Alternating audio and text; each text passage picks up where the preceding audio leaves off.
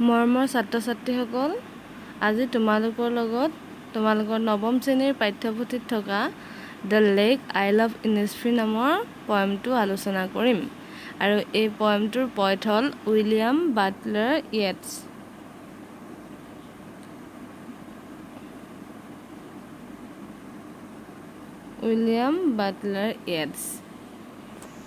এতিয়া চোৱাচোন, পয়েমটো তোমালোকে চাই যোৱা।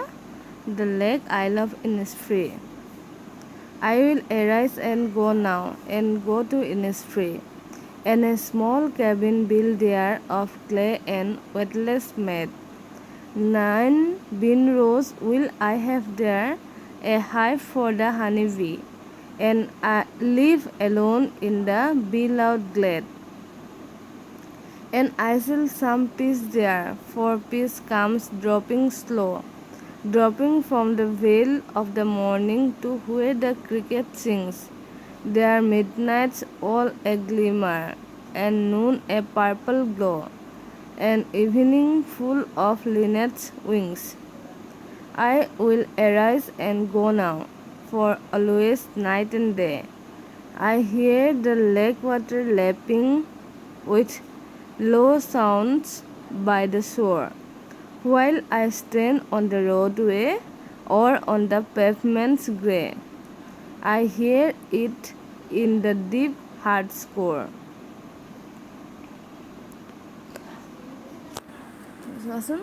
The lake isle of Innisfree. ইয়াত যিটো আইল শব্দটো, আইল মানে কি হ'ল, আইলেণ্ডক বুজাইছে হয় নাই। আৰু এই ইনিছফ্ৰী শব্দটোৰ অৰ্থ হ'ল কি, এনেকুৱা এখন ঠাই হয়নে। কবিয়ে ইনিছফ্ৰী নামৰ ঠাই এখনলৈ যাবলৈ বিচাৰিছে, যিখন ঠাইত কি আছে, পিচ আছে হয় নাই, শান্তি আছে মানে তাত। সেইটো কাৰণে কবিয়ে সেই ঠাইখনলৈ যাব বিচাৰিছে। কবিক কি হ'ল, নগৰৰ সভ্যতাই আমনি দিছে। কবিয়ে যেতিয়া নগৰত বাস কৰে, নগৰৰ পৰিৱেশে কবিক মানে বিৰক্ত কৰিছে। সেইটো কাৰণে কবিয়ে ইনিছফ্ৰী নামৰ সেই শান্ত ঠাইখনলৈ যাবলৈ বিচাৰিছে, য'ত কবিয়ে মনৰ শান্তি বিচাৰি পাব। আৰু এই কবিতাটোত কবিয়ে সেই ইনিছফ্ৰী নামৰ ঠাইখনলৈ গৈ কি কি কৰিব, কেনেকৈ শান্তি পাব, কি কি উপভোগ কৰিব, সেই আটাইবোৰ কথা বৰ্ণনা কৰা হৈছে। এতিয়া তোমালোকে চাই যোৱাচোন। I will arise and go now, and go to Innisfree. কি বুলি কৈছে, তেওঁ এৰাইজ মানে তেওঁ শুই উঠিব, আৰু লগে লগে ক'লে যাব go to Innisfree, শুই উঠিব আৰু তাৰ পাছতে ক'লে যাব ইনিছফ্ৰীলৈ যাব। And a small cabin built there, and of clay and wetless made. Cabin মানে কি হ'ল, এটা সৰু ৰুম তেওঁ তাত, বিল মানে বনোৱা হয় নাই, এটা সৰু ৰুম তাত তেওঁ সাজিব। আৰু সেই ঘৰটো কেনেকৈ সাজিব, ক্লে আৰু ৱেটলেছ। ক্লে মানে কি হ'ল, মাটি হয় নাই, ৱেটলেছ মানে কি হ'ল, এনেকুৱা মানে বাঁহ বা কাঠৰ মাৰি যাৰ দি কি হ'ল ফেঞ্চিং বনোৱা হয় হয়নে। আৰু আমাৰ অসমত ক'বলৈ গ'লে কি হ'ল, বাঁহৰো হ'ব পাৰে, নাইবা কি হ'ল ইকৰা তেনেকুৱাও হ'ব পাৰে। তেনেকুৱা জাতীয় বস্তুৰে কি বনাব, তেওঁ এটা ঘৰ বনাব। 9 bean rows will I have there, আৰু তাত তেওঁ কি লগাব, 9 bean rows, 9 শাৰী কি লগাব, ৰ মানে কি, ৰ মানে শাৰী হয় নাই, 9 শাৰী কি হ'ল বিন গছ লগাব। তাত গৈতো তেওঁ খাব লাগিব হয় নাই, কি খাব, তেওঁ বিন খাব। মানে তাততো কি হ'ল, তেওঁ যিখন ঠাইলৈ যাব বিচাৰিছে হয়নে, ইনিছফ্ৰী নামৰ যিখন ঠাইলৈ যাব বিচাৰিছে, তাত কি হ'ল, তেওঁ অকলে বসবাস কৰিব, বেলেগ মানুহ তাত নাই মানে হয় নাই। গতিকে তাত দোকান পোহাৰো নাই। গতিকে কবিয়েতো জীয়াই থাকিবলৈ কিবা খাবই লাগিব। তেওঁ সেই জীয়াই থাকিবলৈ কাৰণে খাবলৈ কাৰণে কি লগাইছে, কি গছ লগাব, বিন গছ লগাব হয় নাই, বিন। 9 শাৰী, ৰ মানে এইটো ৰ মানে শাৰী হয় নাই, 9 শাৰী বিন গছ লগাব।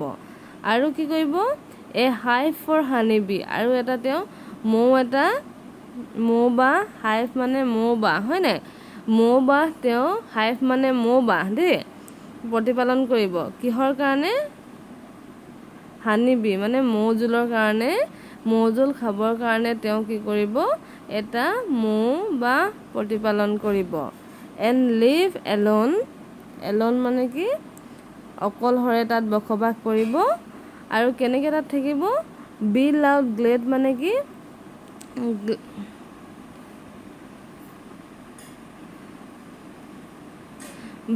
বি লাউড গ্লেড মানে কি হ'ল তাত অকলহৰে বাস কৰিব আৰু কি হ'ল সেই গ্লেড মানে কি হ'ল তোমালোকে ইয়াত মিনিংটো দিয়ে ক্লিয়াৰিং অ'পেন স্পেচ সেই গ্লেড মানে কি হ'ল সেই তাততো কোনো মানুহ নাথাকে হয় নাই সেই ঠাইখন খালী হয় নাই জনশূন্য ঠাই হয় নাই তাত কি হ'ল তেওঁ অকল কি শুনিব বেলেগ তাত যান বাহন বেলেগ একোৰে শব্দ তাত শুনি নাপায় হয় নাই কল কাৰখানাৰ শব্দ একো শুনি নাপায় তাত কি হ'ব মানুহৰ কোলাহলৰ শব্দ শুনি নাপায় তাত অকল কবিয়ে কি সেই অ'পেন স্পেচটোত কি হ'ল কবিয়ে অকল কি শুনিব মৌ মাখিৰ গুণগুণনিবোৰ অকলে শুনিব তাত গম পাইছেনে গতিকে প্ৰথম ষ্টেঞ্জাটোত কবিয়ে কি কৈছে তেওঁ উঠি মেলি ক'লৈ যাব ইনিছফ্ৰী নামৰ ঠাইখনলৈ যাব আৰু তাত তেওঁ কি কৰিব এটা স্মল কেবিন বনাব হয় নাই আৰু স্মল কেবিনটো কেনেকৈ বনাব ক্লে আৰু ৱেটলেছৰ দি বনাব হয় নাই আৰু তাত গৈ কবিয়ে কি কৰিব খাবৰ কাৰণে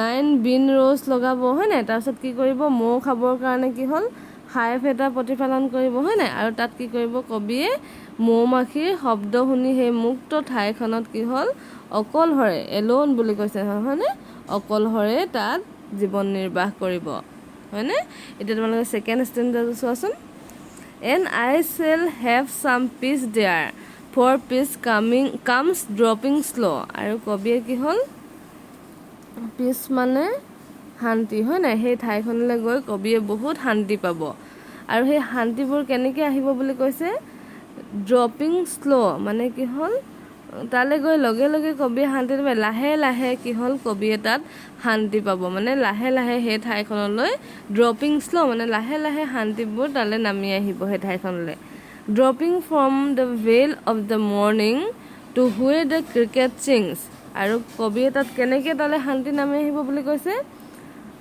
doping from the veils of the morning মানে কি হ'ল ভেল মানে কি হ'ল উৰণি হয় নাই বা বুৰ্খা বা খ্ৰীষ্টানসকলে যে বিয়াত যে মূৰত বগা এটুকুৰা কাপোৰ মুখখন ঢাকি থৈ দিয়ে যে পিন্ধে যে হয় নাই সেইটো কি হ'ল ভেলছ বুলি কয় আৰু কি হ'ল ৰাতিপুৱাটো কি হ'ল ৰাতিপুৱা সময়ত কি হ'ল কুঁৱলী অকণমান থাকে হয় নাই সেই কুঁৱলীখিনি কি বুলি কৈছে কবি ভেল বুলি কৈছে মানে ঢাকনি বুলি কৈছে হয় নাই কুঁৱলীৰ আৱৰণ ফালি কি হ'ল ৰাতিপুৱাটো ওলাই আহিব আৰু য'ত কি হৈছে ক্ৰিকেট ছিংছ ক্ৰিকেট মানে কি হ'ল ক্ৰিকেট মানে উইচিৰিঙা হয় নাই ভেল মানে উৰণি ভেল মানে উৰণি আৰু ক্ৰিকেট মানে উইচিৰিঙা তাত কি হ'ল সেই ৰাতিপুৱা সময়ত কি হ'ল উইচিৰিঙাবোৰে কান্দিব হয় নাই আৰু সেই উইচিৰিঙাৰ যিটো চিঞৰ সেইটো কবিয়ে কি কৈছে গানৰ লগত তুলনা কৰিছে ক্ৰিকেট ছিংছ উইচিৰিঙাবোৰে কান্দিব দেয়াৰ মিড নাইটছ অল এ গ্লিমাৰ আৰু কি হ'ল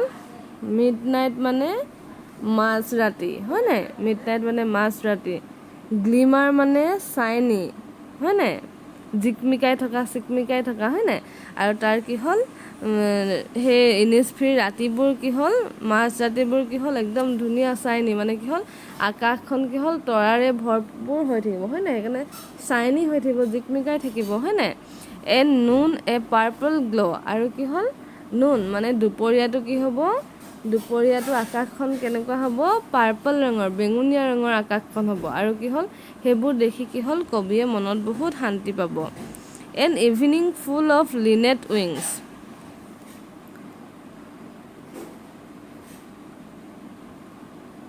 লিনেট মানে কি হ'ল এবিধ চৰাই হয় নাই আৰু যেতিয়া আবেলি সময়ত যেতিয়া সেই লিনেট চৰাইবোৰ আকাশেদি পাখি মেলি উৰি যাব নহয় তেতিয়া কি হ'ল কবিয়ে তেতিয়াও শান্তি পাব গম পাইছানে গতিকে এই ছেকেণ্ড ষ্টেঞ্জাটোত কবিয়ে কি বুজাইছে কবিয়ে কি হ'ল ইনিছফ্ৰী নামৰ ঠাইখনলৈ যাবলৈ বিচাৰিছে হয় নাই কবিয়ে মানে মনতে ভাবি আছে সেই ঠাইখনলৈ গৈ কবিয়ে কি হ'ল বহুত শান্তি পাব তাত হয় নাই শান্তি বিৰাজ কৰিব সেই ঠাইখনলৈ তাৰপিছত কি হ'ল কবিয়ে কৈছে শান্তিবোৰ কি হ'ল লাহে লাহে মানে সেই ঠাইখনলৈ আহিব আৰু কেনেকৈ শান্তি নামি আহিব ঠাইখনলৈ যেতিয়া ৰাতিপুৱা কুঁৱলীৰ আৱৰণ ফালি ৰাতিপুৱাটো ওলাব হয় ৰাতিপুৱাটো হ'ব তাৰপিছত যেতিয়া কি হ'ল ক্ৰিকেটবোৰে উইচিৰিঙাবোৰে ৰাতিপুৱা সময়খিনিত যেতিয়া গান গাব হয় নাই উইচিৰিঙাৰ চিঞৰবোৰক মানে কবিয়ে গানৰ লগত তুলনা কৰিছে আৰু তাৰপিছত যেতিয়া মাজনিশা হ'ব, মাজনিশাৰ আকাশখন কি হ'ল তৰাৰে যেতিয়া ভৰ্তি হৈ থাকিব, গ্লিমাৰ হৈ থাকিব, হয় নাই, চাইনি হৈ থাকিব, তেতিয়াও শান্তি নামি আহিব। আৰু যেতিয়া দুপৰীয়া সময়ত যেতিয়া আকাশখন বেঙুনীয়া ৰং ধাৰণ কৰিব, তেতিয়াও কি হ'ল কবিয়ে শান্তি পাব, হয় নাই। আৰু কি হ'ল আবেলি সময়ত যেতিয়া লিনেট চৰাইবোৰে পাখি মেলি আকাশেদি উৰি যাব নহয়, তেতিয়াও কি হ'ল কবিয়ে কৈছে সেই দৃশ্য দেখিও কবিৰ মন আনন্দৰে ভৰি পৰিব, মানে কি হ'ল শান্তি পাব মানে কবিয়ে। এতিয়া চাচোন third ষ্টেঞ্জাটো, I will arise and go now, for always night and day. I hear the lake water lapping with low sounds by the shore, while I stand on the roadway or on the pavement's grey. I hear it in the deep heart's core. এনেকৈ কৈছে কবি I will arise and go now. কবি আকৌ কৈছে তেওঁ উঠিব আৰু তেওঁ ইনিছফ্ৰীলৈ যাব।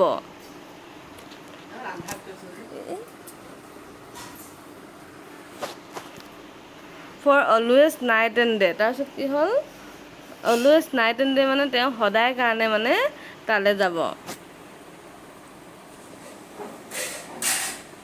অলৱেজ নাইট এণ্ড ডে মানে সদায় কাৰণে মানে একেবাৰে তালৈ যাবগৈ মানে কবিয়ে।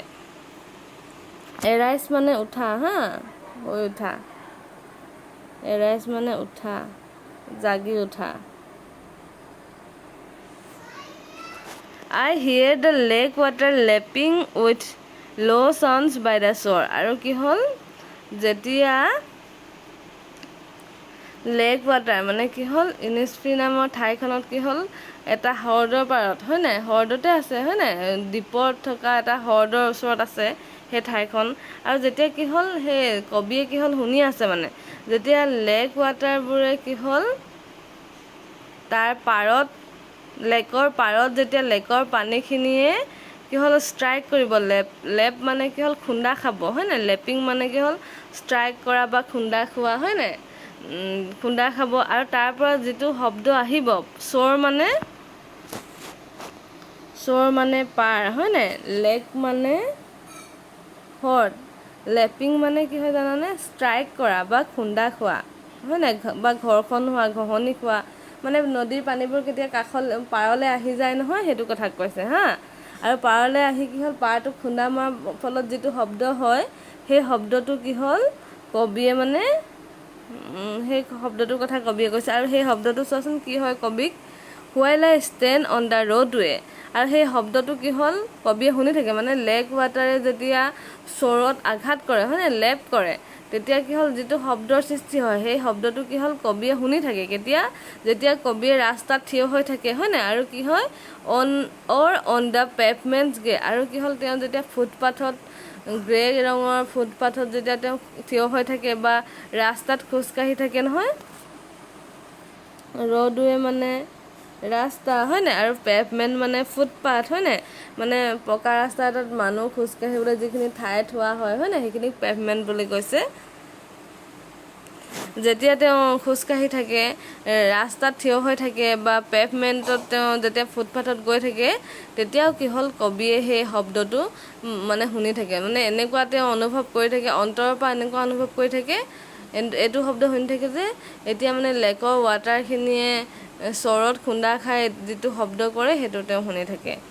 I hear it in the deep heart's core। আৰু কি হ'ল কবিয়ে কি কৈছে, এই শব্দটো কেনেদৰে, দ্বীপ মানে গভীৰ, হয় নাই, চবেই জানে দ্বীপ মানে গভীৰ, হাৰ্ট মানে হৃদয়, হয় নাই, কৰ মানেও কি হ'ল একদম নিৰ্ভীতম, মানে কি হ'ল গভীৰতম, হয় নাই।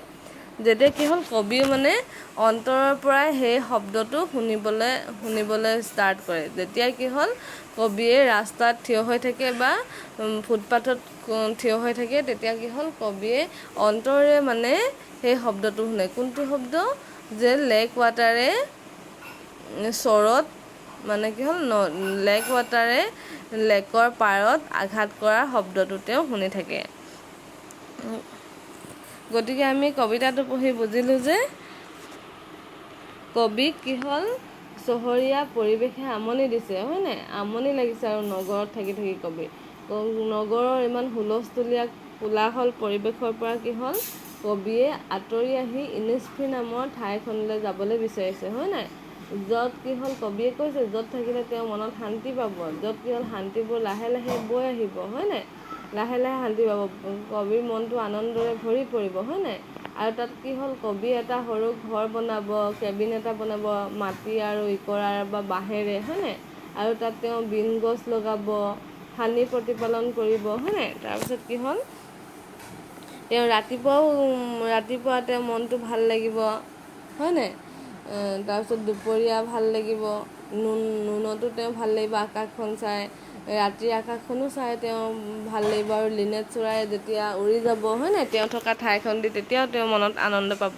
আৰু সেই কথাখিনি কি হ'ল কবিয়ে ভাবিহে আছে মানে গৈ কেনে কি কৰিব। এতিয়ালৈকে কি হ'ল কবিয়ে সেই ঠাইলৈ যোৱা নাই, হয় নাই? যেতিয়া যাব তেতিয়া মানে আৰু ভাল, তেওঁ মানে অনুভৱ কৰি আছে অন্তৰেৰে। আৰু তেওঁ কৈছে তেওঁ সদায় তেওঁ মনতে ভাবি আছে মানে তেওঁ কি হ'ল এবাৰ গ'লে সদায় কাৰণে তালৈ যাবগৈ, একেবাৰে মানে যাবগৈ তালৈ ইনিছফ্ৰী নামৰ ঠাইখনলৈ।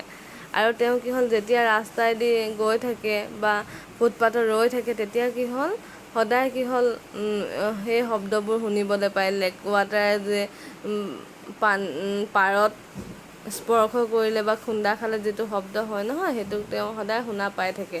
আৰু কবিয়ে মনৰ ইচ্ছা মানে কি হ'ল তেওঁ বাসনা, এইটো তেওঁ ইচ্ছা কৰিছে তেওঁ অতি সোনকালে যাতে সেই ইনিছফ্ৰী নামৰ ঠাইখনলৈ যাব পাৰে আৰু তাৰ শান্ত প্ৰাকৃতিক পৰিৱেশৰ মাজত তেওঁ জীয়াই থাকিব পাৰে। গতিকে আমি গম পালোঁ যে উইলিয়াম বাটলাৰ ইয়েটছে নগৰৰ পৰিৱেশৰ পৰা সেই ঠাণ্ডা শান্ত পৰিৱেশ বিৰাজ কৰা ঠাই ইনিছফ্ৰীলৈ যাবলৈ বিচাৰিছে। গতিকে ছাত্ৰ ছাত্ৰীসকল আজিৰ ভিডিঅ'টোত ইমানলৈকে আলোচনা কৰিলোঁ এই পয়েমটো, আৰু পিছৰ ভিডিঅ'টোত এই পয়েমটোৰ কুৱেশ্যন আনচাৰবোৰ মই তোমালোকক দিম।